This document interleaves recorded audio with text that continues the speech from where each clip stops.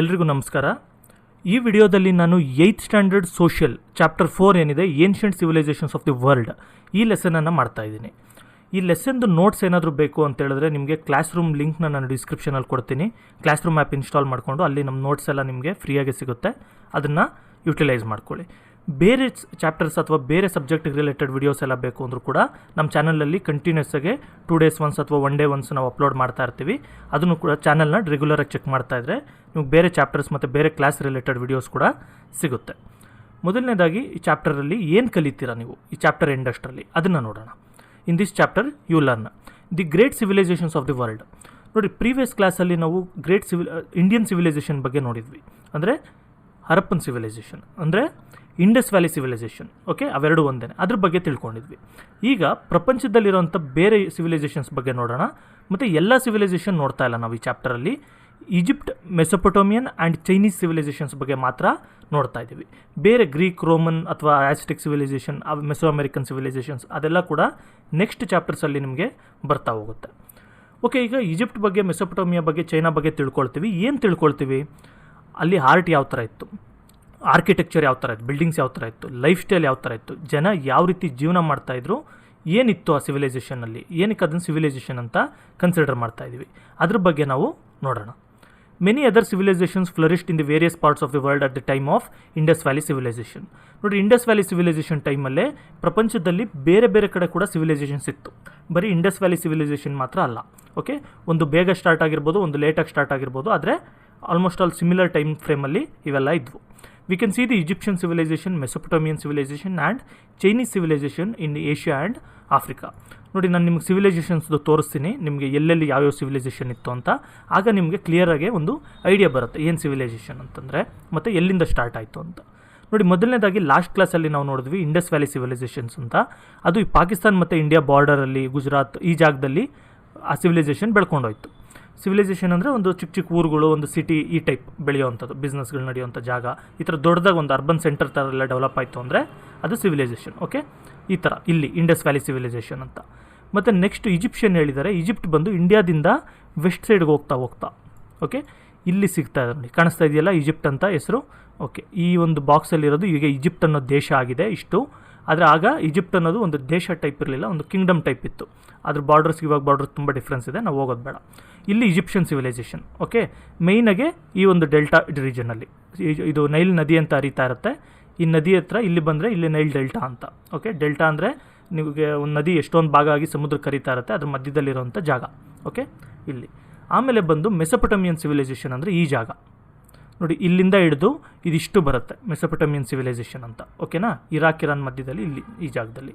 Next Chinese civilisation ಅಂದರೆ ನಿಮ್ಗೆ already ಗೊತ್ತು ಚೈನಾ ಎಲ್ಲಿದೆ ಅಂತ, ಇಲ್ಲಿ. ಓಕೆ, ಈ ಜಾಗದಲ್ಲಿ ಚೈನೀಸ್ ಸಿವಿಲೈಸೇಷನ್ ಬರ್ತಾ ಇತ್ತು, ಸೆಂಟ್ರ್ ಚೈನಾ ಏನಿದೆ ಅಲ್ಲಿ. ಓಕೆ, ಈಗ ಯಾವ್ಯಾವುದು ಎಲ್ಲೆಲ್ಲಿ ಬರುತ್ತೆ ಸಿವಿಲೈಸೇಷನ್ ಅಂತ ನಿಮಗೆ ಈಸಿಯಾಗಿ ಅರ್ಥ ಆಗಿದೆ. ಈಗ ನಾನು 3 ಸಿವಿಲೈಸೇಷನ್ ಏನು ಕಲಿತೀವಿ ಈ ಚಾಪ್ಟರಲ್ಲಿ ಅಂತ ಹೇಳಿದೆ. ಅದರಲ್ಲಿ ಮೊದಲನೇದು ಬಂದು ಈಜಿಪ್ಷಿಯನ್ ಸಿವಿಲೈಸೇಷನ್ ಅಂತ. ಈಜಿಪ್ಟ್ ಅಂದರೆ ನಿಮ್ಗೆ ಆಲ್ರೆಡಿ ತೋರಿಸಿದ್ದೀನಿ ನಾನು, ಇಂಡಿಯಾಯಿಂದ ವೆಸ್ಟ್ ಸೈಡ್ಗೆ ಬಂದರೆ ಇಲ್ಲಿದೆ ಅಂತ ಹೇಳ್ಬಿಟ್ಟು. ಓಕೆ, ನಿಮ್ಮ ಮ್ಯಾಪಲ್ಲಿ ಎಲ್ಲಿ ಬರುತ್ತೆ ಗೊತ್ತಾಯಿತು. Generally all civilisations have originated in the river plains. ನೋಡಿ, ಎಲ್ಲ ಸಿವಿಲೈಸೇಷನ್ ಕೂಡ ನದಿ ದಡದಲ್ಲಿ ಅಥವಾ ನದಿ ಸುತ್ತಮುತ್ತ ಏರಿಯಾದಲ್ಲೇ ಸ್ಟಾರ್ಟ್ ಆಗಿದ್ದು. ನಮಗೂ ಕೂಡ ಇಲ್ಲಿ ನದಿ ಬರ್ತಾ ಇತ್ತು, ಇಂಡಸ್ ಅಂತ. ಇಲ್ಲಿ ಮೆಸೊಪೊಟಮಿಯಾ ಹತ್ರ ಕೂಡ ಟೈಗ್ರಿಸ್ ಮತ್ತು ಯುಫ್ರೆಟಿಸ್ ಅಂತ 2 ನದಿ ಬರುತ್ತೆ. ಇಲ್ಲಿ ನೈಲ್ ಅಂತ ನದಿ ಬರುತ್ತೆ, ಮತ್ತು ಚೈನಾದಲ್ಲಿ ಯಾಂಗ್ಜಿ ಅಂತ ಒಂದು ನದಿ ಬರುತ್ತೆ. ಈ ಥರ ನದಿ ದಡಗಳಲ್ಲೇ ಎಲ್ಲ ಸಿವಿಲೈಸೇಷನ್. ಬರೀ ಇಷ್ಟೇ ಅಲ್ಲ, ಇಷ್ಟೊಂದು ನದಿ ಇರಬೇಕು, ಇಲ್ಲಾಂದರೆ ಯಾವ್ದಾದ್ರು ದೊಡ್ಡ ಕೆರೆ ಆ ಥರ ಒಂದು ಇರಬೇಕು, ಸರಿನಾ? ಅಂಥ ಕಡೆನೇ ಸ್ಟಾರ್ಟ್ ಆಗುತ್ತೆ. This Egyptian civilization could take birth due to the presence of river Nile. Nile ನದಿಯಿಂದನೇ ಈಜಿಪ್ಷಿಯನ್ ಸಿವಿಲೈಸೇಷನ್ ಸ್ಟಾರ್ಟ್ ಆಗಿದ್ದು. ನಾನು ಹೇಳಿದ್ನಲ್ಲ, ಈಗ ಏನೇ ಬೇಕು ಅಂದರೆ ಬೆಳೆ ಬೆಳಿಬೇಕು, ಅವಾಗೇ ತಾನೇ ಒಂದು ಸಿವಿಲೈಸೇಷನ್ ಅನ್ನೋದು. ಇಲ್ಲ ಒಂದು ಕಡೆಯಿಂದ ಕಾಡಿಂದ ಇನ್ನೊಂದು ಕಡೆಗೆ ಹೋಗೋದು, ಶಿಫ್ಟ್ ಆಗ್ತಾ ಇದ್ದರೆ ನೊಮ್ಯಾಡಿಕ್ ಸಿವಿಲೈಸೇಷನ್ ಅಂತ, ನೊಮ್ಯಾಡಿಕ್ಸ್ ಅಂತ ಕರಿತೀವಿ. ಅದನ್ನು ಸಿವಿಲೈಸೇಷನ್ಗೆ ಕನ್ಸಿಡರ್ ಮಾಡಲ್ಲ. ಇಲ್ಲಿ ಒಂದೇ ಕಡೆ ಸ್ಟೇ ಮಾಡಿಕೊಂಡು ಅವ್ರು ಬೆಳೆ ಬೆಳ್ಕೊಂಡು ಜೀವನ ಸಾಗಿಸೋದ್ರಿಂದ ಅದು ಸಿವಿಲೈಸೇಷನ್ ಆಗಿದೆ. ಇದಕ್ಕೆ ಕಾರಣ ಆಗಿದ್ದು ಬಂದು ಈ ನದಿ ಒಂದು ನೀರು ಸಪ್ಲೈ ಮಾಡುತ್ತೆ, ಮತ್ತು ಮಣ್ಣು ಎಲ್ಲ ಚೆನ್ನಾಗಿರೋದ್ರಿಂದ ಒಳ್ಳೆ ಬೆಳೆ ಬೆಳೆಯುತ್ತೆ. ಅದರಿಂದ ಇಲ್ಲಿ ಇಷ್ಟು ಡೆವಲಪ್ ಆಗೋಕ್ಕೆ ಸ್ಟಾರ್ಟ್ ಆಗಿದ್ದು Egyptian civilization. The relics obtained here proclaim the grandeur of Egypt. ನೋಡಿರಿ, ಈ ಈಜಿಪ್ಟ್ ಜಾಗದಲ್ಲಿ ಏನು ಅಂದರೆ ಹಳೆ ಕಾಲದ್ದು ರಿಲಿಕ್ಸ್ ಎಲ್ಲ ಸಿಕ್ಕಿದೆ. ರಿಲಿಕ್ಸ್ ಅಂತ ಹೇಳಿದ್ರೆ ಈಗ ಪಳೆಯುಳಿಕೆಗಳು ಅಂತ ಏನು ಹೇಳ್ತೀವಿ, ಹಳೆ ಕಾಲದ್ದು ಅದು. ಈಗ ಹಳೇದು ಯಾವ್ದಾದ್ರು ಮಡಿಕೆ ಇರುತ್ತೆ, ಅದು ಇಲ್ಲ ಯಾವ್ದಾದ್ರು ದೇವಸ್ಥಾನ ಇರುತ್ತೆ, ಇಲ್ಲ ಪ್ಯಾಲೇಸಲ್ಲಿ ಏನಾದರೂ ಕೆತ್ತನೆ ಮಾಡಿರೋಂಥದ್ದು ಇರುತ್ತೆ, ಇಂಥದ್ದೆಲ್ಲ ಈ ಥರದ್ದು ಸಿಕ್ಕಿರೋದ್ರಿಂದ ನಮ್ಗೆ ಈಜಿಪ್ಟ್ ತುಂಬ ಗ್ರ್ಯಾಂಡಾಗಿತ್ತು ಅಂದ್ಬಿಟ್ಟು ಆ ಟೈಮಲ್ಲಿ ಗೊತ್ತಾಗುತ್ತೆ. Huge pyramids, sculptures, temples and inscriptions in this temple tell us A lot about Egyptian culture and history. ನೋಡಿರಿ, ಅಲ್ಲಿದ್ದು ಈಜಿಪ್ಟಲ್ಲಿ ಈಗಲೂ ಕೂಡ ಇರೋಂಥ ದೊಡ್ಡ ದೊಡ್ಡ ಪಿರಮಿಡ್ಸ್ ಇವಾಗೂ ನೋಡ್ಬೋದು. ಎಷ್ಟೊಂದು ಜನ ಟೂರಿಸ್ಟ್ ಸ್ಪಾಟ್ ಥರ ಕನ್ಸಿಡರ್ ಮಾಡಿ ವಿಸಿಟ್ ಮಾಡ್ತಾ ಇರ್ತಾರೆ ಪಿರಮಿಡ್ಸ್ನೆಲ್ಲ. ಮತ್ತು ಅದ್ರ ಮುಂದೆ ಎಷ್ಟೊಂದು ಸ್ಕಲ್ಪ್ಚರ್ಸ್ ಇದೆ ಈಜಿಪ್ಟಲ್ಲಿ, ಟೆಂಪಲ್ಸ್ ಇದೆ, ಮತ್ತು ಎಷ್ಟೊಂದು ಇನ್ಸ್ಕ್ರಿಪ್ಷನ್ಸ್ ಎಲ್ಲ ಸಿಗುತ್ತೆ. ಇದೆಲ್ಲದರಿಂದ ನಮಗೆ ಈಜಿಪ್ಷಿಯನ್ ಕಲ್ಚರ್ ಬಗ್ಗೆ ಮತ್ತು ಹಿಸ್ಟ್ರಿ ಬಗ್ಗೆ ಗೊತ್ತಾಗುತ್ತೆ. ನಾನೊಂದು ವಿಡಿಯೋ ಚೆಕ್ ಮಾಡಿ ನಿಮ್ಗೆ ವಿಡಿಯೋ ತೋರಿಸ್ತೀನಿ, ಅದರಿಂದ ನಿಮಗೆ ಈಜಿಪ್ಟ್ ಅಂದರೆ ಒಂಚೂರು ಐಡಿಯಾ ಬರುತ್ತೆ. ನೋಡಿ, ಈಜಿಪ್ಟಲ್ಲಿ ಬಂದು ಈ ಥರ ಎಲ್ಲ ಸ್ಕಲ್ಪ್ಚರ್ಸ್ ಇತ್ತು. ನೋಡಿ, ಪಿರಮಿಡ್ ಇದೆ. ಓಕೆ, ನೋಡಿ ಈ ಥರ ಇದೆಲ್ಲ ದೊಡ್ಡ ದೊಡ್ಡ ಇಟ್ಟಿಗೆಗಳೆಲ್ಲ ಯೂಸ್ ಮಾಡಿ ಕಟ್ಟಿರೋಂಥ ದೊಡ್ಡ ದೊಡ್ಡ ಸ್ಕಲ್ಪ್ಚರ್ಸ್ ಇದು. ನೋಡಿ, ಈ ರೀತಿ ಟೆಂಪಲ್ಸ್ ಕೂಡ ಬರುತ್ತೆ ನೋಡಿ, ಈ ರೀತಿ. ಮತ್ತು ಇಲ್ಲೆಲ್ಲ ಕಾರ್ವಿಂಗ್ಸ್ ಇರುತ್ತೆ. ಟೆಂಪಲ್ ಈ ವಿಡಿಯೋ ಲಿಂಕ್ನ ಕೂಡ ನಾನು ಡಿಸ್ಕ್ರಿಪ್ಷನಲ್ಲಿ ಹಾಕ್ತೀನಿ, ನೀವು ನೋಡ್ಬೋದು. ನೋಡಿ, ತುಂಬ grand ಸ್ಕೇಲಲ್ಲಿ ಕಟ್ಟಿಸಿದಾರೆಲ್ಲ.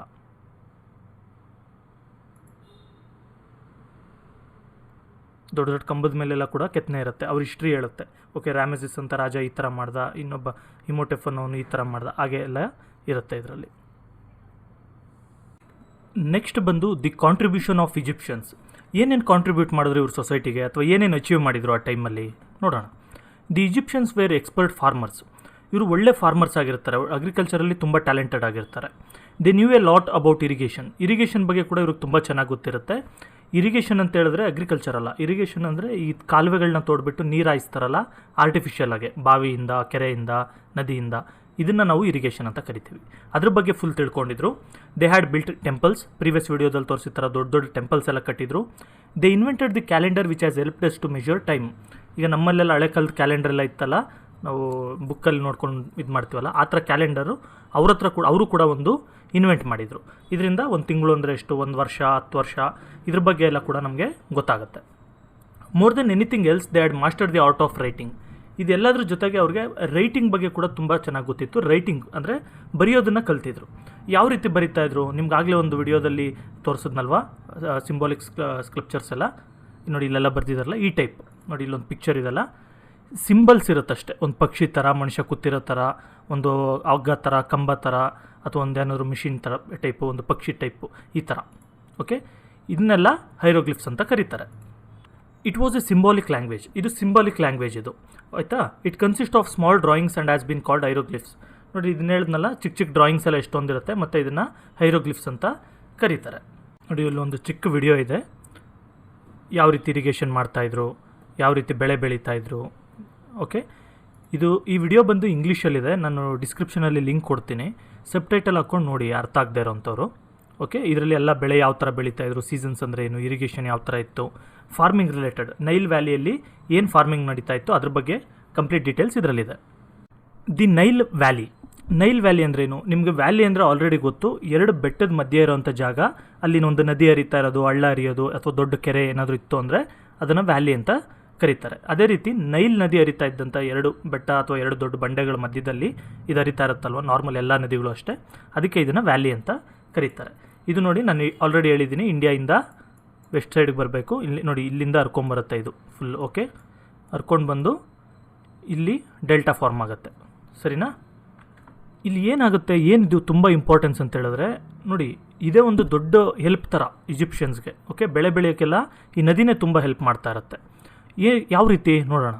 Every rainy season the Nile river would transform the Nile valley into a huge lake. ನೋಡಿ, ಇಲ್ಲಿ ನೈಲ್ ನದಿ ಇರುತ್ತಲ್ಲ, ಇದೇನು ಮಾಡುತ್ತೆ, ಈ ಒಂದು ಡೆಲ್ಟಾದಲ್ಲಿ ಬಂದು ಫುಲ್ಲು ನೀರು ತುಂಬ್ಕೊಂಡ್ಬಿಡುತ್ತೆ, ಕೆರೆ ಥರ ಆಗಿಬಿಡುತ್ತೆ ತುಂಬ.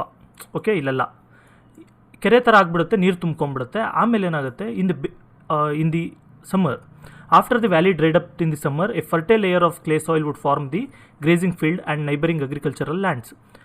ಸಮ್ಮರಲ್ಲಿ ಇದೆಲ್ಲ ಒಣಗೋದ ಮೇಲೆ ನೀರೆಲ್ಲ ಏನಾಗುತ್ತೆ, ನದಿ ಮೇಲೆಯಿಂದ ಎಲ್ಲ ಕೊಚ್ಕೊಂಡ್ಬಂದಿರೋಂಥ ಇದು ಮಣ್ಣೆಲ್ಲ ಏನಿರುತ್ತೆ ಅದನ್ನೆಲ್ಲ ಇಲ್ಲಿ ಡೆಪಾಸಿಟ್ ಮಾಡಿರುತ್ತೆ. ಇದರಿಂದ ಹೊಸ ಮಣ್ಣು ಸಿಗುತ್ತೆ ಅದಕ್ಕೆ, ಯಾವುದಕ್ಕೆ, ಬೆಳೆ ಬೆಳೆಯೋದಕ್ಕೆ. ಲ್ಯಾಂಡ್ ಎಲ್ಲ ತುಂಬ ಚೆನ್ನಾಗಿರೋ ಲ್ಯಾಂಡು ಸಿಗುತ್ತೆ ಅಲ್ಲಿ. The work that would need the labour of hundreds of people was being done by the kind river all alone. ನೋಡಿ, ಈ ಥರ ಮಣ್ಣೇನಾದರೂ ಚೇಂಜ್ ಮಾಡಬೇಕು, ಮಣ್ಣು ಓಡಿಸ್ಬೇಕು ಅಂದರೆ ಹೊಲಗಳಿಗೆ ಈಗಲೂ ಕೂಡ ತುಂಬ ಖರ್ಚಾಗುತ್ತೆ ಮತ್ತು ತುಂಬ ಜನ ಬೇಕು. ಆದರೆ ಇಂಥದನ್ನೆಲ್ಲ ಫ್ರೀಯಾಗೇ ಈ ಒಂದು ನೈಲ್ ನದಿ ಮಾಡ್ತಾ ಇರುತ್ತೆ. ಮತ್ತು ಮಾಡೋದಂದ್ರೆ 1 ಸರಿ 2 ಸರಿ ಅಲ್ಲ, ಪ್ರತಿ ವರ್ಷ ಕಂಟಿನ್ಯೂಸ್ ಆಗಿ ಸೇಮ್ ಟೈಮ್ ಫ್ರೇಮಲ್ಲಿ ಆಗುತ್ತೆ. ಯಾಕೆಂದರೆ ಇವಾಗಿನ ಥರ ಮಳೆಗಳು ಯಾವಾಗಂದ್ರೆ ಅವಾಗ ಬರ್ತಿರಲಿಲ್ಲ. ಹಳೆ ಕಾಲದಲ್ಲಿ ಇಂಥ ದಿನವೇ ಮಳೆ ಬರುತ್ತೆ ಅಂತ ಇವಾಗ ನಮ್ಮಲ್ಲಿ ಹೆಂಗೆ ಬರೆದಿಟ್ಟಿರ್ತಾರೆ, ಭರಣಿ ಮಳೆ ಈ ಥರ ಬರುತ್ತೆ, ಇನ್ನೊಂದು ಮಳೆ ಈ ಥರ ಬರುತ್ತೆ ಅಂತ. ಆ ರೀತಿ ಅಲ್ಲೂ ಕೂಡ ಇರ್ತಾಯಿತ್ತು. ಆ ಟೈಮಿಗೆ ಕರೆಕ್ಟಾಗಿ ಮಳೆ ಬೀಳೋದು ಎಲ್ಲ ಕರೆಕ್ಟಾಗಿ ಆಗ್ತಾಯಿದ್ದರಿಂದ ಅಲ್ಲಿ ಕಂಟಿನ್ಯೂಸ್ ಆಗಿ ಪ್ರತಿ ವರ್ಷ ಇದೇ ಪ್ಯಾಟ್ರನ್ನು ಫಾಲೋ ಆಗ್ತಾಯಿತ್ತು. This fertile land provided food for the population of the first town in the area. ಈ ಫರ್ಟೈಲ್ ಲ್ಯಾಂಡ್ ಇದ್ದಿದ್ದರಿಂದ ಅಲ್ಲಿ ಫಸ್ಟ್ ಟೌನ್ ಅಥವಾ ಒಂದು ಹಳ್ಳಿ ಥರ ಒಂದು ಸ್ವಲ್ಪ ದೊಡ್ಡ ಸಿಟಿ ಥರ ಆ ಥರ ಏನಾದ್ರು ಬೆಳೆಯೋದಕ್ಕೆ ಆ ಬೆಳೆದಿದ್ದಂಥ ಆ ಟೌನ್ಗೆ ಊಟ ಸಪ್ಲೈ ಮಾಡೋಕ್ಕೂ ಕೂಡ ಇದು ಹೆಲ್ಪ್ ಮಾಡ್ತು. Not all agricultural regions were in the valley. ಎಲ್ಲ ಅಗ್ರಿಕಲ್ಚರಲ್ ರೀಜನ್ಸು ಈ ವ್ಯಾಲಿ ಹತ್ರನೇ ಮಾತ್ರ ಇರ್ತಿರಲಿಲ್ಲ, ಇಲ್ಲಿ ಮಾತ್ರ ಇರ್ತಿರಲಿಲ್ಲ. ಸ್ವಲ್ಪ ದೂರದಲ್ಲಿ ನೋಡಿ, ಇಲ್ಲೆಲ್ಲ ನೋಡ್ತಾ ಇದ್ದೀರಲ್ಲ, ಈ ಥರ ದೂರದಲ್ಲಿ ಕೂಡ ವ್ಯವಸಾಯ ಮಾಡ್ತಾಯಿದ್ರು. ಯಾವ ರೀತಿ ಮಾಡ್ತಾಯಿದ್ರು? ಇದಕ್ಕೆಲ್ಲ ಕೆನಾಲ್ಸ್ ತೋಡ್ತಾಯಿದ್ರು. ಓಕೆ, ನಿಮಗೆ ವಿಡಿಯೋದಲ್ಲಿ ತೋರಿಸಿದ್ನಲ್ಲ ನಾನು, ಇಲ್ಲೊಂದು ವಿಡಿಯೋದಲ್ಲಿ ನೋಡಿ, ಈ ಥರ ನೀರು ಎತ್ಬಿಟ್ಟು ಇಲ್ಲಿ ಹಾಕೋದು, ಅಥವಾ ಇಲ್ಲಿಂದನೇ ಕಟ್ ಮಾಡಿಬಿಟ್ಟಿರ್ತಾರೆ, ನೀರು ಇಲ್ಲ ಜಾಸ್ತಿ ಆಗಿದ್ದು ಈಗ ಹರ್ಕೊಂಡು ಹೋಗ್ಬಿಟ್ಟು ಅವರೊಂದು ಜಾಗಗಳು ಏನು ಹೊಲಗಳಿರುತ್ತೆ ಅದಕ್ಕೆಲ್ಲ ಕೂಡ ಸಪ್ಲೈ ಆಗುತ್ತೆ ದೂರಕ್ಕೆ. ಈ ರೀತಿ ಎಲ್ಲ ಕೂಡ ಮಾಡಿದರು. Hence, through small canals and wells, they were responsible for the development of a complex system of irrigation throughout the land. ಈ ರೀತಿ ಚಿಕ್ಕ ಕೆನಾಲ್ಸು ಮತ್ತು ಬಾವಿಗಳು ಈ ಥರ ಎಲ್ಲ ಮಾಡಿಬಿಟ್ಟು ತುಂಬ ದೊಡ್ಡ ಏರಿಯಾದಲ್ಲಿ ಇವರು ಬೆಳೆ ಬೆಳೆಯೋಕ್ಕೆ ಸ್ಟಾರ್ಟ್ ಮಾಡಿರ್ತಾರೆ. The prosperous wealthy Egyptian peasants and citizens during their leisure engage themselves in the creation of artistic works. ನೋಡಿ, ತುಂಬ ದುಡ್ಡಿರೋವಂಥವ್ರು ಮತ್ತು ತುಂಬ ಐಶ್ವರ್ಯವಂತವ್ರು, ತುಂಬ ಜಾಗ ಇರೋವಂಥ ಈಜಿಪ್ಷಿಯನ್ ಪೆಸೆಂಟ್ಸ್ ಎಲ್ಲ ಅಥವಾ ಸಿಟಿಸನ್ಸ್ ಏನಿರ್ತಾರೆ ನೋಡಿ. ಪೆಸೆಂಟ್ಸ್ ಅಂದರೆ ಒಂಥರ ಫಾರ್ಮರ್ಸ್ ಥರ, ಅದು ಮೀನಿಂಗ್ ತುಂಬ ಡಿಫ್ರೆನ್ಸ್ ಇದೆ ಪೆಸೆಂಟ್ಗೂ ಮತ್ತು ಫಾರ್ಮರ್ಗೂ. ಆದರೂ ಫಾರ್ಮರ್ ಅಂದ್ಕೊಳ್ಳಿ. ಈ ಥರ ಪೆಸೆಂಟ್ಸು ಮತ್ತು ಸಿಟಿಸನ್ಸ್ ಎಲ್ಲ ಇದ್ದರು. ಇವರು ಖಾಲಿ ಇದ್ದಿದ್ದಂಥ ಟೈಮಲ್ಲಿ ಆಲ್ಮೋಸ್ಟ್ ಅಲ್ಲಿ ಬೆಳೆ ಎಲ್ಲ ಆಗೋಗಿರುತ್ತೆ, ಇನ್ನೇನು ನೆಕ್ಸ್ಟ್ ಬೆಳೆಗೆ ಇನ್ನೂ ಟೈಮ್ ಇರುತ್ತೆ. ಅಂಥ ಟೈಮಲ್ಲೆಲ್ಲ ಆರ್ಟಿಸ್ಟಿಕ್ ಕ್ರಿಯೇಷನ್ಸಲ್ಲಿ ಇನ್ವಾಲ್ವ್ ಆಗಿದ್ದರು. The role of priest was created to interpret nature and explain it. ಇಲ್ಲಿ ಒಬ್ಬರು ಪ್ರೀಸ್ಟ್ ಅಂತ ಇದ್ದರು, ಅಂದರೆ ಪೂಜಾರಿ ಅಂತ ಕರಿತೀವಲ್ವ, ಆ ಥರ ಒಬ್ಬರು ಪೂಜಾರಿ ಥರ ಪ್ರೀಸ್ಟ್ ಅನ್ನೋರು ಇರ್ತಾಯಿದ್ರು. ಅವ್ರ ಕೆಲಸ ಏನು ಅಂತ ಹೇಳಿದ್ರೆ ನೇಚರ್ನ ಇಂಟರ್ಪ್ರಿಟ್ ಮಾಡೋದು. ಈಗ ನಮ್ಮಲ್ಲೂ ಕೂಡ ಕೆಲವು ಸನ್ಯಾಸಿಗಳು ಅವರೆಲ್ಲ ಏನು ಮಾಡ್ತಾರೆ, ನಕ್ಷತ್ರಗಳು ಈ ಥರ ಇದೆ, ಈ ಥರ ಇದ್ದರೆ ಈ ಥರ ಆಗುತ್ತೆ, ಮತ್ತು ಈ ಸ್ಟಾರ್ ಈ ಕಡೆಗಿರೋದ್ರಿಂದ ಈ ಥರ ಆಗುತ್ತೆ ಅಂತೆಲ್ಲ ಹೇಳ್ತಾರಲ್ಲ, ಆ ರೀತಿ ಅವರು ಕೂಡ ಅದನ್ನು ಇಂಟರ್ಪ್ರಿಟ್ ಮಾಡ್ತಾಯಿದ್ರು. ಓಕೆ, ಇಂಥ ಸ್ಟಾರ್ ಈ ಕಡೆ ಬಂದಿದೆ, ಅದರಿಂದ ನಮಗೆ ಈ ಥರ ತೊಂದರೆ ಆಗ್ತಾಯಿದೆ, ಮತ್ತು ಈ ಸ್ಟಾರ್ಗೆ ಅಲೈನ್ ಆಗಿದೆ, ಅದರಿಂದ ನಮಗೆ ಒಳ್ಳೆಯದಾಗುತ್ತೆ ಅಂತ ಹೇಳ್ಬಿಟ್ಟು ಅದನ್ನು ಎಕ್ಸ್ಪ್ಲೈನ್ ಮಾಡೋರು. ಯಾರು? ಪ್ರೀಸ್ಟ್ಗಳು ಅಥವಾ ಪೂಜಾರಿಗಳು. The priests were scholars and shoulder the responsibility of protecting written documents. ಈ ಪ್ರೀಸ್ಟ್ಸ್ ಎಲ್ಲ ಸ್ಕಾಲರ್ಸ್ ಆಗಿರ್ತಾರೆ. ಸ್ಕಾಲರ್ಸ್ ಅಂದರೆ ತುಂಬ ಓದ್ಕೊಂಡಿರೋರು ಅಂತ.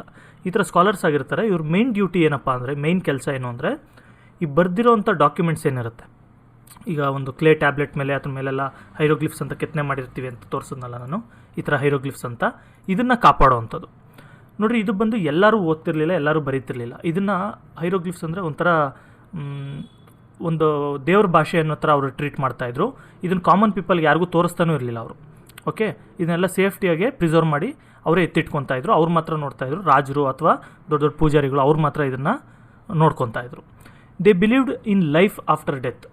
ಇವರು ಇವಾಗ ನಮ್ಮಲ್ಲೂ ಕೂಡ ಸತ್ತ ಮೇಲೂ ಬೇರೆ ಜೀವನ ಇದೆ ಅಂತ ನಾವು ಹೇಳ್ತೀವಲ್ವ, ಇವಾಗ ನರಕಕ್ಕೆ ಹೋಗ್ತೀವಿ, ಸ್ವರ್ಗಕ್ಕೆ ಹೋಗ್ತೀವಿ ಅಂತ. ಆ ಥರ ಅವರಲ್ಲೂ ಕೂಡ ಆ ಥರ ನಂಬಿಕೆ ಇತ್ತು. They believed that man had to give an account of his deeds on earth to Osiris, the most powerful god of life and death. ನೋಡಿರಿ, ಇವರಲ್ಲಿ ಏನು ನಂಬಿಕೆ ಇತ್ತು ಅಂತ ಹೇಳಿದ್ರೆ, ಸೇಮ್ ಇವಾಗ ನಮ್ಮಲ್ಲಿದೆ ಗೊತ್ತಾ, ನಾವು ಸತ್ತ ಮೇಲೆ ಯಮನ ಹತ್ರ ಹೋಗ್ಬಿಟ್ಟು ಒಳ್ಳೇದೇನು ಮಾಡಿದ್ವಿ, ಕೆಟ್ಟದೇನು ಮಾಡಿದ್ವಿ ಅಂತೆಲ್ಲ ಲೆಕ್ಕ ಕೊಡಬೇಕು ಅಂತೇಳಿ. ಅದೇ ರೀತಿ ಒಸಿರಿಸ್ ಅಂತ ಹೇಳ್ಬಿಟ್ಟು ಒಂದು ದೇವ್ರು ಇರುತ್ತೆ ಇವ್ರಿಗೆ, god of life and death. ನಮ್ಮಲ್ಲಿ ಯಮ ಬಂದು ಗಾಡ್ ಆಫ್ ಡೆತ್ ಮಾತ್ರ, ಆದರೆ ಒಸಿರಿಸ್ ಬಂದು ಅವ್ರದ್ರಲ್ಲಿ god of life and death, ಅಂದರೆ ಜೀವನಕ್ಕೂ ಮತ್ತು ಸಾವಿಗೂ ಎರಡಕ್ಕೂ ಒಂದೇ ದೇವರು. ಆ ದೇವ್ರ ಹತ್ರ ಇವರು ನಾನು ಏನೇನು ಒಳ್ಳೇದು ಮಾಡಿದೆ, ಏನೇನು ಕೆಟ್ಟದ್ದು ಮಾಡಿದೆ ಅದರದ್ದೆಲ್ಲ ಕೂಡ ಲೆಕ್ಕ ಕೊಡಬೇಕಾಗಿರುತ್ತೆ. The priests considered that life on earth was temporary and needed only to prepare for the next life. ಈ ಪ್ರೀಸ್ಟ್ಸ್ ಅಥವಾ ಈ ಸಾಧು ಸಂತರ ಟೈಪ್ ಅವರಲ್ಲಿ ಏನಿರ್ತಾರೆ ಪೂಜಾರಿಗಳು, ಅವ್ರು ಏನು ಕನ್ಸಿಡರ್ ಮಾಡ್ತಾಯಿದ್ರು ಅಂದರೆ, ಭೂಮಿ ಮೇಲೆ ನಾವು ಜೀವನ ಮಾಡ್ತೀವಲ್ವಾ, ಅದೆಲ್ಲ ಟೆಂಪರರಿ ಆಗಿರುತ್ತೆ, ಅಂದರೆ ಸ್ವಲ್ಪ ದಿನ ಮಾತ್ರ ಇರೋವಂಥದ್ದು. ಮತ್ತು ಇದು ಏನಕ್ಕೆ ನಾವು ಭೂಮಿ ಮೇಲೆ ಬಂದಿದ್ದೀವಿ ಅಂದರೆ, ನಾವು ನೆಕ್ಸ್ಟ್ ಲೈಫ್ಗೆ ಪ್ರಿಪೇರ್ ಆಗಬೇಕಲ್ವ, ಮರು ಜನ್ಮಕ್ಕೆ ಅಥವಾ ದೇವ್ರ ಹತ್ರ ಹೋದಾಗ ಅಲ್ಲಿ ಸ್ವರ್ಗದಲ್ಲಿ ಯಾವ ಥರ ಇರಬೇಕು ಅಂತ ಪ್ರಿಪೇರ್ ಆಗ್ತೀವಲ್ಲ, ಅದಕ್ಕೋಸ್ಕರ ಇಲ್ಲಿ ಅದ್ರ ಒಳ್ಳೇದೆಲ್ಲ ಮಾಡಿದ್ರೆ ಅಲ್ಲಿಗೆ ಹೋಗ್ಬೋದು ಅಂತ, ನಾವು ಮುಕ್ತಿ ಮೋಕ್ಷ ಎಲ್ಲ ಕರಿತೀವಲ್ವ, ಆ ಟೈಪ್ನೇ ಬಿಲೀಫ್ ಅವರಲ್ಲೂ ಕೂಡ ಇತ್ತು. Thus the whole of the Nile valley was reserved for the dead. ಇದರಿಂದ ನೈಲ್ ವ್ಯಾಲಿ ಸುತ್ತಮುತ್ತ ಎಲ್ಲ ಕೂಡ ಸತ್ತಿರೋರಿಗೆ, ಅಂದರೆ ಡೆಡ್ ಪೀಪಲ್ಗೋಸ್ಕರ ರಿಸರ್ವ್ ಮಾಡಿದರು. The dead body would be smeared with various chemicals and wrapped in a thin cloth. ನೋಡಿ, ಈ ಡೆಡ್ ಬಾಡಿಗೆ ಏನು ಮಾಡ್ತಾಯಿದ್ರು, ಅದಕ್ಕೆ ಇಷ್ಟೊಂದು ಕೆಮಿಕಲ್ಸ್ ಎಲ್ಲ ಮಾಡಿ ಮಮ್ಮಿಫಿಕೇಷನ್ ಅಂತ ಕರೀತಾರೆ. ಒಂದು ವಿಡಿಯೋ ಕೂಡ ತೋರಿಸ್ತೀನಿ ನೋಡಿ. ಈ ರೀತಿ ಈ ವಿಡಿಯೋ ಲಿಂಕು ಕೂಡ ನಾನು ಡಿಸ್ಕ್ರಿಪ್ಷನಲ್ಲಿ ಕೊಡ್ತೀನಿ, ನೋಡ್ಕೊಳ್ಳಿ.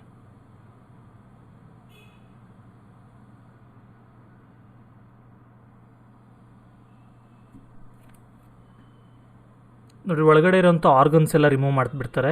ಹಾರ್ಟ್ ಇರ್ಬೋದು, ಲಿವರ್ ಇರ್ಬೋದು, ಇಂಟೆಸ್ಟೈನ್ಸ್ ಇದೆಲ್ಲ, ಮತ್ತು ಬ್ರೈನ್ ಕೂಡ ರಿಮೂವ್ ಮಾಡ್ತಾರೆ. ಓಕೆ, ಯಾಕಂದರೆ ಲಿಕ್ವಿಡ್ ಫಾರ್ಮ್ ಏನೂ ಇರಬಾರ್ದು ಅಂತ. ಲಿಕ್ವಿಡ್ ಇದ್ದರೆ ಕೊಳ್ತೋಗ್ಬಿಡುತ್ತೆ ಅಂತ. ಉಪ್ಪೆಲ್ಲ ಕವರ್ ಮಾಡ್ತಾ ಇದ್ದಾರೆ, ಯಾಕಂದರೆ ನೀರಿನ ಅಂಶ ಬಾಡಿಯಲ್ಲಿದ್ದರೆ ಹಾಳಾಗ್ಬಿಡುತ್ತೆ. ಅದಕ್ಕೋಸ್ಕರ ನೀರಿನ ಅಂಶ ಎಲ್ಲ ತೆಗೆದಾಕಬೇಕು ಅಂತ. ಈ ರೀತಿ ಫುಲ್ ಡ್ರೈ ಆದಮೇಲೆ ಬಾಡಿ, ಅದಕ್ಕೆ ಕೆಮಿಕಲ್ಸ್ ಹಾಕೋದು. ಇದು ಒಂಥರ ವ್ಯಾಕ್ಸ್ ಟೈಪ್, ಇದು ಅಂದರೆ ಮೇಣ ಥರ.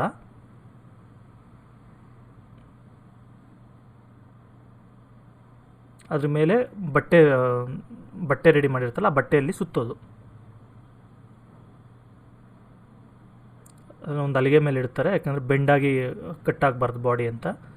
ಅದ್ರ ಮೇಲೆ ಒಂದು ಸರಿ ವ್ಯಾಕ್ಸು, ಅದ್ರ ಮೇಲೆ ಒಂದು ಸರಿ ಬಟ್ಟೆ ಸುತ್ತೋದು. ಇದು ರಿಲಿಜಿಯಸ್ ಸಿಗ್ನಿಫಿಕೆನ್ಸ್ ಏನಾದರೂ ಇರುತ್ತೆ ಅಂದ್ಕೊಳ್ತೀನಿ. ಅವ್ರು ಯೂಸ್ ಮಾಡ್ತಾ ಇರೋಂಥ ವಸ್ತುಗಳು ಅಥವಾ ಅವ್ರ ಬ್ಯಾಡ್ಜ್ ಟೈಪು ಅವರ ಐಡೆಂಟಿಫಿಕೇಷನ್ಗೆ, ಅದಕ್ಕೆ ಅಂತ.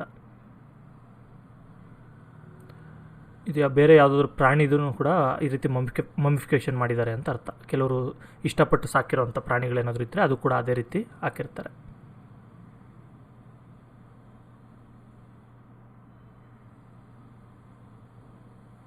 ಇದ್ರ ಮೇಲೆ ಕೆಲವು ಇದರಲ್ಲಿ ಈ ಥರ ಒಂದು ಪೋರ್ಟ್ರೇಟ್ ಹಾಕ್ತಾರೆ, ಕೆಲವರಲ್ಲಿ ಹಾಕಲ್ಲ. ಆಮೇಲೆ ಫುಲ್ ಅದ್ರ ಮೇಲೆ ಒಂದು ಬಟ್ಟೆ ಹಾಕ್ಬಿಟ್ಟು ಒಂದು ಬಾಕ್ಸ್ ಬರುತ್ತೆ, ನೋಡೋಣ ಅದು ಇದೆಯಾ ಅಂತ.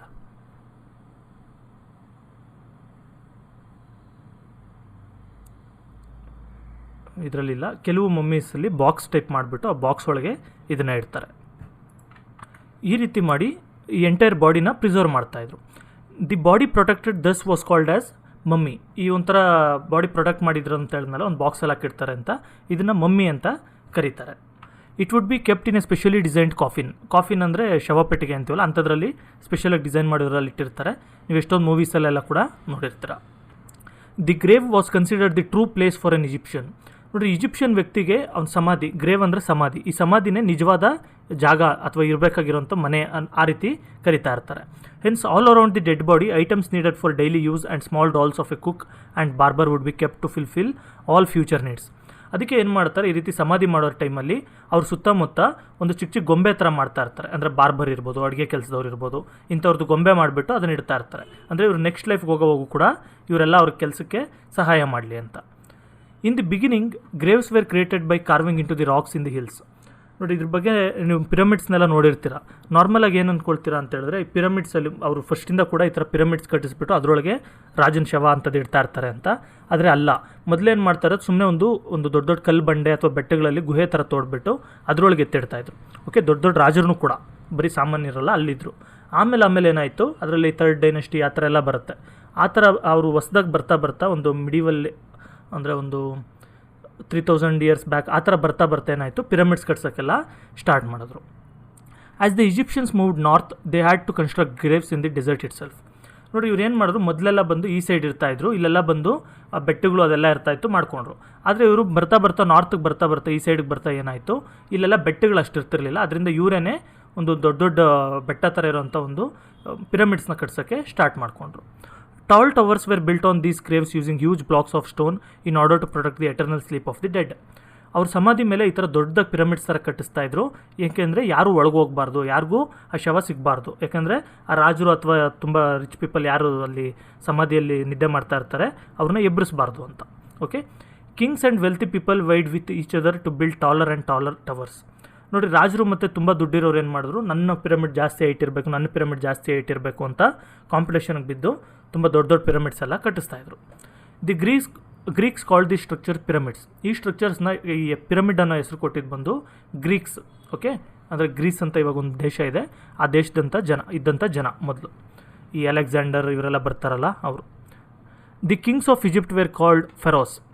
ನೋಡಿ, ಫೆರೋ ಅಂತ ಕರಿತಾ ಇರ್ತಾರೆ ಆ ರಾಜನ. ಇವಾಗ ಇಲ್ಲಿ ನಾವು ಚಕ್ರವರ್ತಿ, ಮಹಾರಾಜ ಆ ರೀತಿ ಕರಿತೀವಲ್ಲ, ಆ ರೀತಿ ಅಲ್ಲಿ ಬಂದು ಫೆರೋ ಅಂತ ಕರಿತಾ ಇರ್ತಾರೆ.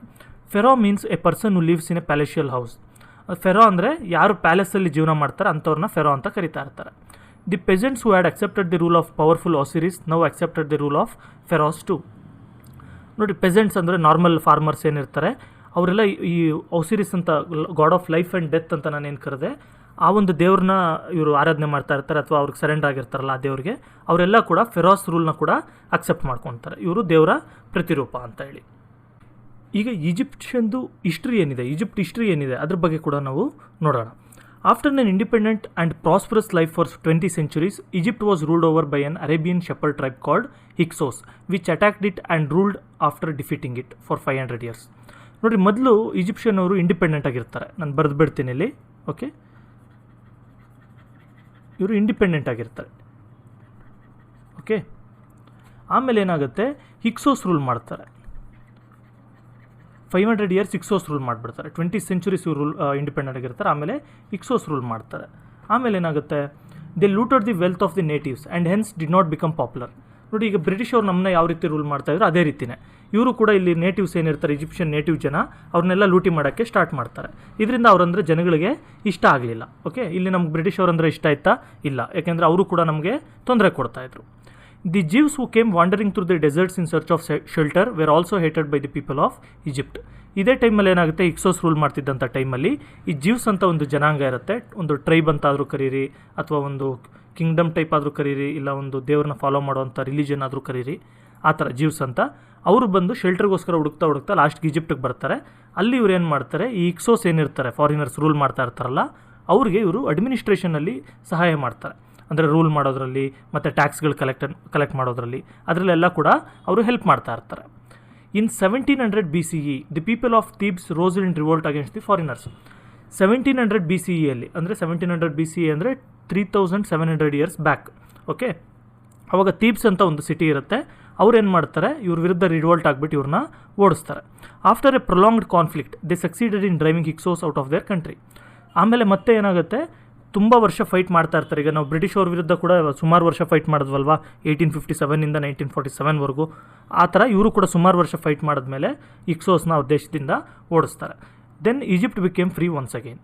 ಮತ್ತೆ ಈಜಿಪ್ಟ್ ಏನಾಗುತ್ತೆ, ಫ್ರೀ ಆಗುತ್ತೆ, ಇಂಡಿಪೆಂಡೆಂಟ್ ಆಗುತ್ತೆ. Okay,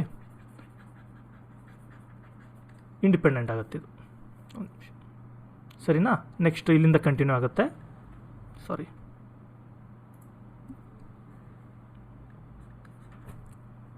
after 1000 years it came under the rule of Sardanapalus of ಅಸಿರಿಯಾ.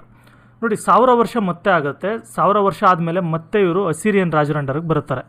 Okay, ಅಸಿರಿಯಾ ಅಂತ ಒಂದು ಕಿಂಗ್ಡಮ್ ಇರುತ್ತೆ, ಅವರು ಇವ್ರನ್ನ ರೂಲ್ ಮಾಡೋಕ್ಕೆ ಸ್ಟಾರ್ಟ್ ಮಾಡ್ತಾರೆ. ನೋಡಿ, ಇಲ್ಲಿ ಬರುತ್ತೆ ಅಸಿರಿಯಾ ಅಂತ ಹೇಳ್ಬಿಟ್ಟು. ಈ ಸಿರಿಯಾ ಮತ್ತು ಈ ಜಾಗ ಇಲ್ಲೇನಿದೆ, ಇಲ್ಲಿಂದ ಬರ್ತಾರೆ. ಆಶರ್ ಅಂತ ಒಂದು ಸಿಟಿ ಇರುತ್ತೆ ಇಲ್ಲಿ, ಅಲ್ಲಿಂದ ಅವ್ರು ರೂಲ್ ಮಾಡ್ತಾ ಇರ್ತಾರೆ. ಅದರಿಂದ ಅವ್ರಿಗೆ ಅಸಿರಿಯಾ ಅನ್ನೋಂಥ ಹೆಸರು ಬರೋವಂಥದ್ದು. ಓಕೆ, ಈ ರೀತಿ ನೀವು ನೋಡ್ತಾ ಇದ್ದೀರಲ್ವ ಯಾವ ರೀತಿ ಇದಾಯಿತು ಅಂತ. 20 centuries ಇಂಡಿಪೆಂಡೆಂಟ್ ಆಗಿರೋದು ಅದೆಲ್ಲ ಕೂಡ ಅದಕ್ಕೆ ನಾನು ಇಲ್ಲಿ ಬರೆದು ತೋರಿಸ್ತಾ ಇರೋದು.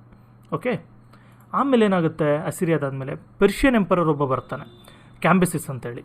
ಈ ಕ್ಯಾಂಬಸಿಸ್ ಬಂದು 6th centuryಯಲ್ಲಿ, ಅಂದರೆ 2600 years ಬ್ಯಾಕ್ ಏನು ಮಾಡ್ತಾನೆ, ಈಜಿಪ್ಟ್ನ ಆಕ್ಯುಪೈ ಮಾಡ್ಕೊಳ್ತಾನೆ. ಮತ್ತು ಪರ್ಷಿಯಾ ಅಂಡರ್ಗೆ ಬರುತ್ತೆ ಇದು. ಓಕೆ, ಬರೀತೀನಿ ಮತ್ತೆ ಪರ್ಷಿಯಾ ಅಂತ ನೋಡಿ. ಹಾಗೆ ಇನ್ನು ಏನೇನಾಗುತ್ತೆ ಅಂತ ನೋಡಿ. ಓಕೆ, 4th century BCE, ಅಂದರೆ 4th century BCEಯಲ್ಲಿ ಏನಾಗುತ್ತೆ, ಅಲೆಕ್ಸಾಂಡರ್, ನೀವೆಲ್ಲ ಅಲೆಕ್ಸಾಂಡರ್ ಬಗ್ಗೆ ಫುಲ್ ಕೇಳಿರ್ತೀರ. ಓಕೆ, ಅಲೆಕ್ಸಾಂಡರ್ ದಿ ಗ್ರೇಟ್ ಅಂತ ಹೇಳ್ಬಿಟ್ಟು ಅವನು ಯಾವ ರೀತಿ ಡೈರಿಯಸ್ನ ಸೋಲಿಸ್ದ, ಯಾವ ರೀತಿ ಇಂಡಿಯಾವರೆಗೂ ಬಂದಿದ್ದ, ಅದ್ರ ಬಗ್ಗೆ ಎಲ್ಲ ಅವನು ರೂಲ್ ಮಾಡೋಕ್ಕೆ ಸ್ಟಾರ್ಟ್ ಮಾಡ್ತಾನೆ. ಅದನ್ನು ಕೂಡ ಬರೀತೀನಿ, ಅಲೆಕ್ಸಾಂಡರ್ ಅಂತೇಳಿ. ಅಲೆಕ್ಸ್ ಅಂತ ಬರೀತೀನಿ, ಫುಲ್ ಏನು ಬೇಡ, ನಿಮ್ಗೆ ಅರ್ಥ ಆಗುತ್ತೆ ಅಂದ್ಕೊಂಡಿದ್ದೀನಿ. ಓಕೆ, ಅವ್ನು ರೂಲ್ ಮಾಡ್ತಾನೆ. ನೋಡಿ, ಅಲೆಕ್ಸಾಂಡರ್ ಬಂದು ಜಾಸ್ತಿ ವರ್ಷ ಏನು ರೂಲ್ ಮಾಡಲ್ಲ, ಸ್ವಲ್ಪ ವರ್ಷ ಮಾತ್ರ ರೂಲ್ ಮಾಡ್ತಾನೆ. ಆಮೇಲೆ ಅವನು ಸತ್ತೋಗ್ಬಿಡ್ತಾನೆ. ನಿಮಗೆಲ್ಲ ಗೊತ್ತಿರ್ಬೋದು, ಅವನು ಬ್ಯಾಬಿಲೋನಿಯಾದಲ್ಲಿ ಸತ್ತೋಗ್ತಾನೆ ಅದರಿಂದ ಅಂತ. ಅಲೆಕ್ಸಾಂಡರ್ ಸತ್ತೋದ್ಮೇಲೆ ಏನಾಗುತ್ತೆ, ಈ ಒಂದು ದೊಡ್ಡ ಕಿಂಗ್ಡಮ್ ಇರುತ್ತೆ ನೋಡಿ, ಇಲ್ಲಿಂದ ಹಿಡಿದು ಇದಿಷ್ಟು ಸೇರಿರುತ್ತೆ ಅವನಿಗೆ. ಅಲೆಕ್ಸಾಂಡರ್ಗೆ ತುಂಬ ದೊಡ್ಡ ಎಂಪೈರ್ ಇರುತ್ತೆ ಅವನ ಅಂಡರಲ್ಲಿ. ಅದನ್ನೇನು ಮಾಡ್ತಾರೆ, ಸರಿಯಾದ ವಾರಸ್ದಾರ ಯಾರೂ ಇರಲ್ಲ. ಅಲೆಕ್ಸಾಂಡರ್ ಮಕ್ಕಳು ಯಾರೂ ಇಲ್ಲದೆ ಇರೋದ್ರಿಂದ ಏನಾಯಿತು, ಡಿವೈಡ್ ಆಗಿಬಿಟ್ಟು ಇವನ ಅಂಡರಲ್ಲಿ ಜನರಲ್ಸ್ ಇರ್ತಾರಲ್ಲ, ಮಿಲಿಟರಿ ಲೀಡರ್ಸು, ಅವ್ರು ಕಿತ್ತಾಡ್ಕೊಂಡು ಎಲ್ಲರೂ ಒಂದೊಂದು ಪೀಸ್ಗಳನ್ನ ತೊಗೊಳ್ತಾರೆ. ಅದರಲ್ಲಿ ಒಬ್ಬ ಟಾಲಮಿ ಅಂತ ಇರ್ತಾನೆ. ಆ ಟಾಲಮಿ ಅನ್ನೋನು ಬಂದು ಅಲೆಕ್ಸಾಂಡರ್ ಡಿಸ್ಟೆಂಟ್ ರಿಲೇಟಿವ್ ಅಂತ ಕೂಡ ಹೇಳ್ತಾನೆ, ಅದ್ರ ಪ್ರೂಫ್ ಇಲ್ಲ. ಅವನು ಈ ಒಂದು ಈಜಿಪ್ಟ್ ಜಾಗನ ಅವನು ರೂಲ್ ಮಾಡೋಕ್ಕೆ ಸ್ಟಾರ್ಟ್ ಮಾಡ್ತಾನೆ. ಓಕೆ, ಟಾಲಮಿ ಅಂತ, ಪಿ ಸೈಲೆಂಟ್ ಇದರಲ್ಲಿ, ಟಾಲಮಿ ಅಂತ ಮಾತ್ರ ಹೆಸರಿಟ್ಕೊಳ್ಳಿ. ಓಕೆ, ನೆಕ್ಸ್ಟ್ ಅಲೆಕ್ಸಾಂಡರ್ ಆದಮೇಲೆ ಟಾಲಮಿ ಬರ್ತಾನೆ. One of the Alexander's military generals declared himself the king of Egypt and establish the dynasty of Ptolemy. ನಾನು ಹೇಳಿದ್ನಲ್ಲ, ಅಲೆಕ್ಸಾಂಡರ್ ಜನರಲ್ ಒಬ್ಬ ಇರ್ತಾನೆ, ಮಿಲಿಟರಿ ಜನರಲ್ಲು, ಅವನ್ನ ರಾಜ ಅಂತ ಡಿಕ್ಲೇರ್ ಮಾಡ್ಕೊಂಡು ಈಜಿಪ್ಟ್ನ ಅವನೇ ರೂಲ್ ಮಾಡೋಕ್ಕೆ ಸ್ಟಾರ್ಟ್ ಮಾಡ್ತಾನೆ. ಈ founded the city of Alexandria. ಇವನು ಒಂದು ಸಿಟಿ ಕೂಡ ಕಟ್ಟಿಸ್ತಾನೆ, ಅಲೆಕ್ಸಾಂಡ್ರಿಯಾ ಅಂತ, ಅಥವಾ ಹೆಸರು ಚೇಂಜ್ ಮಾಡೋದು ಆ ರೀತಿ. ಓಕೆ, ಅಲೆಕ್ಸಾಂಡ್ರಿಯಾ ಸಿಟಿನ ಫೌಂಡ್ ಮಾಡ್ತಾನೆ. At last came the Romans in 39 BCE. ಲಾಸ್ಟ್ಗೆ ಬಂದು ರೋಮನ್ಸ್ ಬರ್ತಾರೆ. ಓಕೆ, ಅದು ಲಾಸ್ಟ್ದು ರೋಮನ್ಸ್ ಅಂತ ಬರೆದು ಬಿಡ್ತೀನಿ, ಇಲ್ಲಿ ಮೌಸಲ್ಲೇ ಬರೆದು ಬಿಡ್ತೀನಿ. ಓಕೆ ನೋಡಿ, ರೋಮನ್ಸ್ ಇಲ್ಲಿಗೆ ಬಂದಾಗ ಮೊದಲು ಬಂದು ಜಸ್ಟ್ ಒಂದು ಫ್ರೆಂಡ್ಲಿ ಅಥವಾ ಒಂದು ವ್ಯಾಸಲ್ ಟೈಪ್ ಇರ್ತಾರೆ ಇವರು. ಓಕೆ, ಈಜಿಪ್ಷಿಯನ್ಸ್ ಅವರು ರೋಮನ್ಸ್ಗೆ ಬೇಕಾಗಿರೋಂಥ ಗ್ರೈನ್ ಸಪ್ಲೈ ಮಾಡೋದಕ್ಕೆ, ಊಟ ಸಪ್ಲೈ ಮಾಡೋದಕ್ಕೆ ಮಾಡ್ತಾ ಇರ್ತಾರೆ. ಮತ್ತು ದುಡ್ಡು ಕಾಸು ಎಲ್ಲ ತೊಗೊಳ್ತಾ ಇರ್ತಾನೆ ಅವ್ರ ಹತ್ರದಿಂದ, ಈ ಒಂದು ರೋಮನ್ ಜನರಲ್ಸಿಂದ ಅವ್ರ ಹತ್ರದಿಂದ ಸಾಲ ಕೂಡ ತೊಗೊಳ್ತಾ ಇರ್ತಾರೆ. The last Egyptian queen Cleopatra tried her best to save her country. ನೋಡಿರಿ, ಈ ರೋಮನ್ಸ್, ಈ ಸೀಸರ್, ಜೂಲಿಯಸ್ ಸೀಸರ್ ಅವರೆಲ್ಲ ಕೇಳಿರ್ತಿರಲ್ಲ, ಮಾರ್ಕ್ ಆ್ಯಂಟೋನಿ ಅಂತ, ಆ ಟೈಮಲ್ಲೇ ಇದು ಕೂಡ ನಡೆಯುವಂಥದ್ದು. ಇದು ತುಂಬ ಇಂಟ್ರೆಸ್ಟಿಂಗ್ ಕಥೆ ಇದೆ, ಯಾವಾಗಾದರೂ ಸಪ್ರೇಟ್ ವಿಡಿಯೋ ಮಾಡ್ತೀನಿ ನಾನು ಇದ್ರ ಬಗ್ಗೆ. ಓಕೆ, ಇವಾಗ ಎಷ್ಟು ಬೇಕೋ ಅಷ್ಟು ಮಾತ್ರ ನೋಡ್ಕೊಳ್ಳಿ. ಈ ರೋಮನ್ಸು ಮತ್ತು ಈಜಿಪ್ಷಿಯನ್ಸ್ಗೂ ನಡೆಯೋ ಕ್ಲಾಶಲ್ಲಿ ಲಾಸ್ಟಲ್ಲಿ ಇದ್ದಿದ್ದಂಥ ರಾಣಿ ಬಂದು ಕ್ಲಿಯೋಪಾತ್ರಾ ಅಂತ. It was said that the Romans feared Har beauty more than Har troops. ನೋಡಿ, ರೋಮನ್ಸ್ಗೆ ಈ ಕ್ಲಿಯೋಪಾತ್ರಾ ತುಂಬ ಬ್ಯೂಟಿಫುಲ್ ಆಗಿರ್ತಾಳೆ, ಅದರಿಂದ ಇವ್ರಿಗೆ ತುಂಬ ಭಯ ಆಗ್ತಾ ಇರುತ್ತೆ. ಅವ್ರ ಹತ್ರ ಇರೋ ಸೈನಿಕರೇನು ಎದುರ್ತಾ ಇರಲ್ಲ ಅಂತ ಹೇಳ್ತಾರೆ. Twice she was successful in her attack upon the hearts of her Roman conquerors. ನೋಡಿ, ರೋಮನ್ ಕಾಂಕರರ್ಸ್ ಯಾರಾದರೂ ಬರ್ತಾರೆ ಅಂದ್ಕೊಳ್ಳಿ, ಜೂಲಿಯಸ್ ಸೀಸರ್, ಮಾರ್ಕ್ ಆ್ಯಂಟೋನಿ ಈ ಥರ ಎಲ್ಲ, ಅವ್ರು ಬಂದಾಗ ಇವಳು ಅವ್ರನ್ನ ತುಂಬ ಇಂಪ್ರೆಸ್ ಮಾಡಿಬಿಟ್ಟು ಅವ್ರು ಅಟ್ಯಾಕ್ ಮಾಡದೇ ಇರೋ ಥರನೇ ಮಾಡ್ತಾ ಇರ್ತಾರೆ. ಆ ಥರ 2 ಸರಿ ಸಕ್ಸಸ್ಫುಲ್ ಆಗಿರ್ತಾಳೆ. ಹವೆವರ್, ಮೊದಲನೇ ಸರಿ ಬಂದು ಜೂಲಿಯಸ್ ಸೀಸರ್ ಅಂತ ಹೇಳ್ಬಿಟ್ಟು, 2ನೇ ಸರಿ ಬಂದು ಮಾರ್ಕ್ ಆ್ಯಂಟೋನಿ ಅಂತ ಅಥವಾ ಮಾರ್ಕಸ್ ಆ್ಯಂಟೋನಿಯಸ್ ಅಂತೇಳಿ. However in the 30th BCE. ಆದರೆ ಏನಾಗುತ್ತೆ, ಮಾರ್ಕ್ ಆ್ಯಂಟೋನಿನ ಸತ್ತೋದ್ಮೇಲೆ ಮಾರ್ಕ್ ಆ್ಯಂಟೋನಿನ ಸಾಯಿಸ್ಬಿಡ್ತಾನೆ ಒಬ್ಬ ಅಗಸ್ಟಸ್ ಸೀಸರ್ ಅಂತ. ಅವ್ನ ರಿಯಲ್ ಹೆಸರು ಬಂದು ಆಕ್ಟೇವಿಯನ್ ಅಂತೇಳಿ. ಅದಾದಮೇಲೆ ಏನಾಯಿತು, ಅವನು ಅಟ್ಯಾಕ್ ಮಾಡ್ತಾನೆ ಈಜಿಪ್ಟ್ನ ಸೋಲಿಸ್ತಾನೆ ಅವಳ ಆರ್ಮಿನೆಲ್ಲ, ಕ್ಲಿಯೋಪಾತ್ರಾ ಆರ್ಮಿನ. ಆದರೆ ಇವಳು ಬ್ಯೂಟಿನ ಯೂಸ್ ಮಾಡ್ಕೊಂಡು ಅವನ್ನ ವಶಪಡಿಸ್ಕೊಳ್ಳೋಕೆ ನೋಡಿದಾಗ ಅವನು ಒಪ್ಪಲ್ಲ. ಅವನು ತುಂಬ ಒಂದು ಸ್ವಲ್ಪ ಟ್ಯಾಲೆಂಟೆಡ್ ಆಗಿರ್ತಾನೆ, ಕನ್ನಿಂಗ್ ಫೆಲೋ ಆಗಿರ್ತಾನೆ ಅವನು, ಅದಕ್ಕೆಲ್ಲ ಅವನು ಜಗ್ಗಲ್ಲ. ಇವಾಗ ಸೀಸರ್ ಸಕ್ಸಸರ್, ಇವನು ಜೂಲಿಯಸ್ ಸೀಸರ್ ಏನಿರ್ತಾರೆ ಅವ್ರು ಸಕ್ಸಸರ್ ಆಗಿರ್ತಾನೆ, ಮತ್ತು ಸನ್ ಇನ್ ಲಾ ಕೂಡ ಆಗಿರ್ತಾನೆ, ಒಬ್ಬ ರಿಲೇಟಿವ್ ಅಷ್ಟೇ. ಓಕೆ, ಅವನು ಇದಕ್ಕೆ ಈ ಬಲೆಗೆ ಬೀಳಲ್ಲ, ಆದರೆ ಅವಳ ಆರ್ಮಿನೆಲ್ಲ ಸೋಲಿಸ್ತಾನೆ. Although he spared her life, he was planning to carry away her along with other spoils of the battle. ನೋಡಿ, ಇವನು ಏನು ಮಾಡ್ತಾನೆ, ಕ್ಲಿಯೋಪಾತ್ರನ ಸಾಯಿಸಲ್ಲ. ಅವಳಿಗೆ ಏನು ಹೇಳ್ತಾನೆ, ಇಲ್ಲ ನಾನು ನಿನ್ನ ಸಾಯಿಸಲ್ಲ, ನೀನು ಇದೇನಿದೆ ನೀನು ಕೊಡ್ತೀನಿ, ನಾನು ರೂಲ್ ಮಾಡ್ಕೊಂಡು ಹೋಗ್ತೀನಿ, ನನ್ನ ಅಂಡರಲ್ಲಿ ಈಜಿಪ್ಟ್ನ ನೀನೇ ರೂಲ್ ಮಾಡು ಅಂತಂದ್ಬಿಟ್ಟು ಹೇಳ್ತಾನೆ. ಆದರೆ ಕ್ಲಿಯೋಪಾತ್ರನ ರೋಮಕ್ಕೆ ಕರ್ಕೊಂಡು ಹೋಗಬೇಕು ಅಂದ್ಬಿಟ್ಟು ಐಡಿಯಾ ಮಾಡಿರ್ತಾನೆ. ಏನಕ್ಕೆ ರೋಮಕ್ಕೆ ಕರ್ಕೊಂಡು ಹೋಗ್ತಾನೆ ಅಂತ ಹೇಳಿದ್ರೆ, ಇವನೇನು ಹೇಳ್ತಾನೆ, ನೀನು ಜಸ್ಟ್ ಬಂದು ರೋಮ್ನ ವಿಸಿಟ್ ಮಾಡು ಒಂದು ಸರಿ ಅಂತಂದ್ಬಿಟ್ಟು ಅಗಸ್ಟಸ್ ಹೇಳ್ತಾನೆ. ಆದರೆ ರಿಯಲ್ ಇಂಟೆನ್ಷನ್ ಬೇರೆ ಇರುತ್ತೆ. ರಿಯಲ್ ಇಂಟೆನ್ಷನ್ ಏನಪ್ಪ ಅಂತ ಹೇಳಿದ್ರೆ, ರೋಮಲ್ಲಿ ಯಾರಾದರೂ ಮಿಲ್ಟ್ರಿ ರಾಜರು ಅಥವಾ ಮಿಲ್ಟ್ರಿ ಜನರಲ್ಸು ಯಾವುದಾದ್ರೂ ಯುದ್ಧದಲ್ಲಿ ಗೆದ್ದು ಬಂದರು ಅಂದರೆ, ಅಪೋಸಿಟ್ ಕಿಂಗ್ಡಮ್ ಅಥವಾ ಅಪೋಸಿಟ್ ಟ್ರೈಬ್ದು ಲೀಡರ್ ಯಾರಾದರೂ ಇರ್ತಾರೆ, ಅವ್ರನ್ನ ಕರ್ಕೊಂಬಂದು ಒಂದು ಮೆರವಣಿಗೆ ಮಾಡಿಸ್ತಾ ಇರ್ತಾರೆ. ಆ ಮೆರವಣಿಗೆನ ಟ್ರೈಂಫ್ ಅಂತ ಕರಿತಾ ಇರ್ತಾರೆ. ಏನು ಟ್ರೈಂಫ್ ಅಂತ ಹೇಳಿದ್ರೆ, ಇವರು ಅಪೋಸಿಟ್, ಇವಾಗ ಫಾರ್ ಎಕ್ಸಾಂಪಲ್ ಬೇರೆ ಯಾರಾದರೂ ರಾಜ ಅಥವಾ ರಾಣಿ ಯಾರಾದರೂ ಸೋಲ್ಸಿರ್ತಾರೆ ಅಂದ್ಕೊಳ್ಳಿ, ಆ ರಾಜನ ಒಂದು ರಥದಲ್ಲಿ ಮೆರವಣಿಗೆ ಮಾಡಿಸ್ಕೊಂಡು ಬಂದುಬಿಟ್ಟು ಎಲ್ಲರ ಮುಂದೆ ಅವ್ರನ್ನ ನೇಣಾಕಿ ಅಥವಾ ಗಂಟ್ಲು ಫುಲ್ ಉಸಿರಾಡೋಕ್ಕಾಗದೇ ಇರೋ ಮಾಡಿ ಸಾಯಿಸೋದು, ಇದನ್ನು ಟ್ರೈಂಫ್ ಅಂತ ಕರಿತಾ ಇರ್ತಾರೆ. ಏನಕ್ಕೆ ಇವನು ಕ್ಲಿಯೋಪಾತ್ರನ ಕರ್ಕೊಂಡು ಹೋಗಬೇಕು ಅಂದ್ಕೊಳ್ತಾನೆ. ನೋಡಿ, ಅಗಸ್ಟಸ್ ಸೀಸರ್ ಅಥವಾ ಆಕ್ಟೇವಿಯನ್ ಸೀಸರ್ ಬಂದು ಇವನು ಮಿಲ್ಟ್ರಿ ಇದರಲ್ಲಿ ಅಷ್ಟೇನು ಟ್ಯಾಲೆಂಟೆಡ್ ಅಲ್ಲ. ಇವನು ಯಾವ ಯುದ್ಧದಲ್ಲೂ ಅಷ್ಟಕ್ಕೆ ಇವನು ಗೆದ್ದಿರಲ್ಲ. ಇವನು ಫ್ರೆಂಡ್ಸ್ ಇರ್ತಾರೆ, ಅಗ್ರಿಪ್ಪ ಅಂತೆಲ್ಲ ಹೇಳ್ಬಿಟ್ಟು ಆ ಥರ, ಅವರು ಗೆಲ್ತಾ ಇರ್ತಾರೆ, ಅವ್ರಿಗೆಲ್ಲ ಟ್ರೈಮ್ ಸಿಕ್ಕಿರುತ್ತೆ. ಆದರೆ ಇವನು ಮೇಯ್ನ್ ಲೀಡರ್ ಆಗಿಬಿಟ್ಟು ಅದಕ್ಕೆಲ್ಲ ಇವ್ನು ರೂಲರ್ ಥರ ಆಗಿಬಿಟ್ಟು ಇವ್ನಿಗೆ ಯಾವುದೇ ರೀತಿ ಟ್ರೈಮ್ ಸಿಕ್ಕಿರಲ್ಲ. ಅದಕ್ಕೆ ಇವ್ನಿಗೆ ಸಿಕ್ಕಿದ್ದು ಒಂದೇ ಚಾನ್ಸು ಕ್ಲಿಯೋಪಾತ್ರ. ಅದಕ್ಕೆ ಇವಳನ್ನ ಕರ್ಕೊಂಡು ಹೋಗ್ಬಿಟ್ರು ಆ ಟ್ರೈಂಫ್ ಮಾಡಿಸ್ಬಿಟ್ಟು ಸಾಯಿಸಬೇಕು ಅಂತ, ಇವ್ನಿಗೆ ಒಳ್ಳೆ ಹೆಸರು ತೊಗೊಳ್ಬೇಕು ಅಂತ ಇವನು ಅಂದ್ಕೊಂಡಿರ್ತಾನೆ. ಅದು ವಿಷಯ ಕ್ಲಿಯೋಪಾತ್ರಕ್ಕೆ ಗೊತ್ತಿರುತ್ತೆ. ಅದರಿಂದ ಅವಳು ಏನು ಮಾಡ್ತಾಳೆ, ಪಾಯ್ಸನ್ ತೊಗೊಂಡು ಸತ್ತೋಗ್ತಾಳೆ. From then onwards Egypt became a province of Rome. ಅಲ್ಲಿಂದ ಏನಾಗುತ್ತೆ, ಈಜಿಪ್ಟ್ ಬಂದು ಡೈರೆಕ್ಟಾಗಿ ರೋಮ್ ಅವರೇ ರೂಲ್ ಮಾಡೋಕ್ಕೆ ಸ್ಟಾರ್ಟ್ ಮಾಡ್ತಾರೆ. ನೋಡಿ, ರೋಮ್ ಬಗ್ಗೆ ಎಲ್ಲ ನೆಕ್ಸ್ಟ್ ಲೆಸನಲ್ಲಿ ಬರುತ್ತೆ. ಆಗ ನಾನು ನಿಮಗೆ ಇಲ್ಲ ಯಾವಾಗಾದರೂ ಒಂದು ಸಪ್ರೇಟ್ ವಿಡಿಯೋ ಮಾಡಿ ಈ ಕ್ಲಿಯೋಪಾತ್ರ ಏನು, ಅಗಸ್ಟಸ್ ಸೀಸರ್ ಏನು ಅಥವಾ ಜೂಲಿಯಸ್ ಸೀಸರ್ ಏನು, ಇದ್ರ ಬಗ್ಗೆ ಎಲ್ಲ ಕೂಡ ನಾನು ಹೇಳ್ತೀನಿ. ರೋಮ್ ಬಂದು ಇಲ್ಲೇ ಇರುತ್ತೆ. ಓಕೆ, ಅಲ್ಲಿಂದ ಈಜಿಪ್ಟ್ ಇಲ್ಲಿ. ಓಕೆ, ಇಲ್ಲಿಗೂ ಟ್ರೇಡ್ ರಿಲೇಷನ್ಸ್ ಎಲ್ಲ ಇರುತ್ತೆ. ಈಗ ಕ್ಲಿಯೋಪಾತ್ರ ಸತ್ತೋದ್ಮೇಲೆ ಏನಾಗುತ್ತೆ, ಈಜಿಪ್ಟ್ ಡೈರೆಕ್ಟಾಗೆ ರೋಮನ್ ರೂಲ್ಗೆ ಬರೋ ಅಂಥದ್ದು.